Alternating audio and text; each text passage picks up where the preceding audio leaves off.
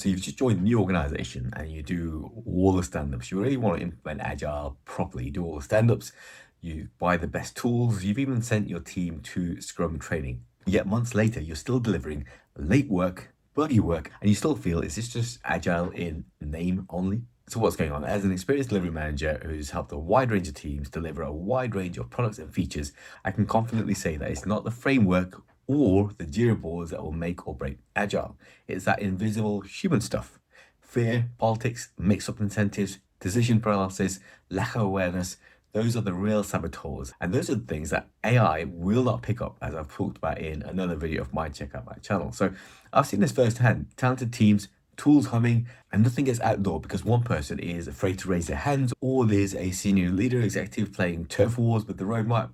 Even Google's latest State of DevOps, the DORA report, underlines this. A healthy, generative culture drives 30% high performance, and teams that obsess over real user needs will see 40% overall better outcomes.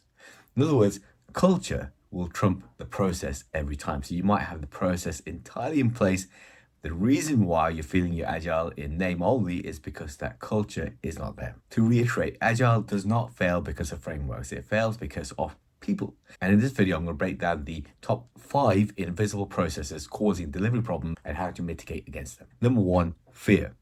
On paper, we talk about Agile empowering teams, but what do people feel? If an engineer is afraid of going sideways or getting blamed, they'll play it safe. I remember a junior dev on a debt advice project who spotted a compliance tag, but she kept quiet. She was terrified of looking ignorant. The result, we almost shipped a broken feature.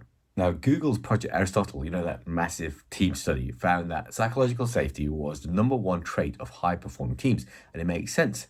The Register recently highlighted a survey showing that teams who felt free to raise problems were 87% more likely to succeed.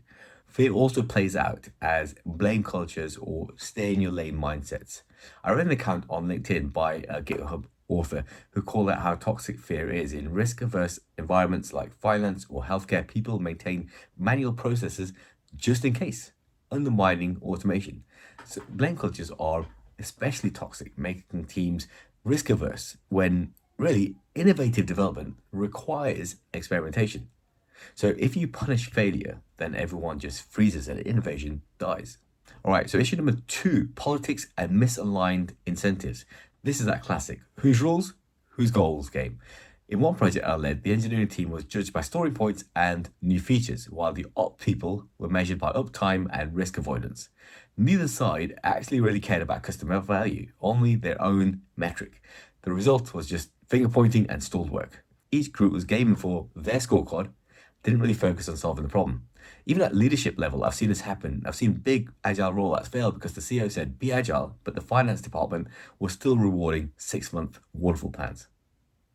McKinsey's latest research on transformations points out that rewards, promotions, and goals must align with the new ways of working. In fact, companies driving change say that culture change is the hardest lever, but it is key.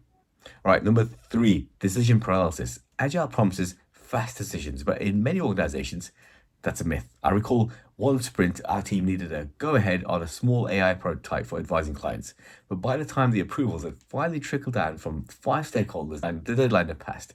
Why? Because everyone was afraid to commit without a written sign-off and nobody had clear authority. McKinsey called this out as a key pitfall. Too many vague objectives, no clear goals, so teams just invent their own deadlines that mean nothing to business. Worse still, leaders can doom a project by having lofty slogans like more empowerment, but without any concrete targets. Now, this paralysis is similar to the first one, fear, what if I'm wrong? But also politics. If I decide this, I might undercut John's turf. The practical effect is endless meetings, half decisions, and work that drifts. McKinsey even found that successful transformations had one thing in common, a truly aligned leadership and a sense of urgency. Teams ready for change quickly were 1.6 times as likely to succeed. In other words, you need to stop overthinking, you need to start moving. And last, but definitely not least, poor awareness and poor communication. Sometimes the invisible force is simply no one knows what the hell we're doing. I've seen teams do all the right Agile ceremonies, but the leaderships have never explained the why. So some folks think that Agile is about having to work weekends because the deliverables are always late. or others think that it might be just about rolling out widgets. Without that clear, unified vision, the why behind every sprint, you just end up with chaos. The State of Agile report 2024 backs this up. About one third of teams said that lack of priority or direction is a major barrier to agile success. Imagine, this is the classic thing about every team pulling on the rope in different directions because they think that success means something differently. I once coached a debt collection task force who were literally doing waterfall in agile clothes. No real goals, no customer feedback, just rigid tasks. When agile transformation means nothing to a leader, the only thing that changes is the design of the PowerPoint slides. Now, McKinsey noted this, that unless you tie new agile units to actual business outcomes, those transformational objectives will always come second to the older priorities. So those are the 5 forces. Now, what's the cure? Think of all these forces as spokes in your delivery wheel.